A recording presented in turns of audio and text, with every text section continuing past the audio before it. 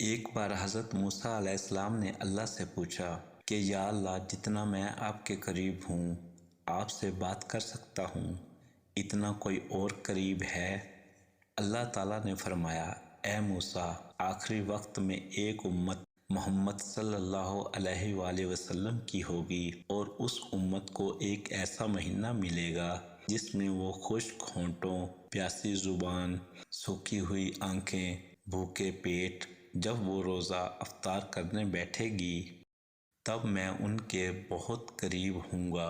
موسیٰ، تمہارے اور میرے درمیان 70 پردوں کا فاصلہ ہے، لیکن افطار کے وقت اس امت اور میرے درمیان ایک پردے کا فاصلہ بھی نہیں ہوگا، اور جو دعا وہ مانگیں گے اسے قبول کرنا میری ذمہ داری ہوگی۔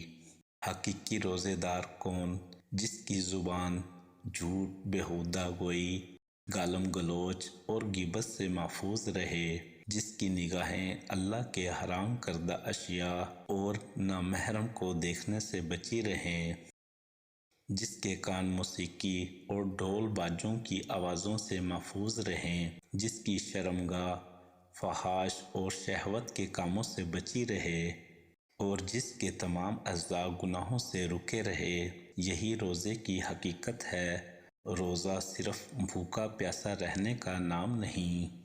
اس ذات کی قسم جس کے ہاتھوں میں میری جان ہے، روزے دار کے منہ کی بو اللہ کے نزدیک کستوری کی خوشبو سے بھی زیادہ پسندیدہ اور پاکیزہ ہے۔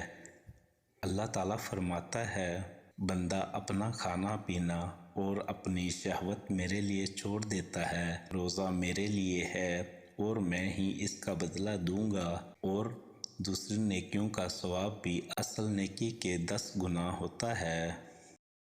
رمضان میں شیطان کو کہاں قید کیا جاتا ہے؟ جب رمضان کی پہلی رات آتی ہے، اللہ پاک ارشاد فرماتا ہے، اے رضوان، جنتوں کے دروازے کھول دو، اے مالک۔ امت محمد صلی اللہ علیہ وسلم کے روزے داروں پر جہنم کے دروازے بند کر دو، اے جبرائیل، زمین پر اترو اور سرکش شیطانوں کو قید کر دو۔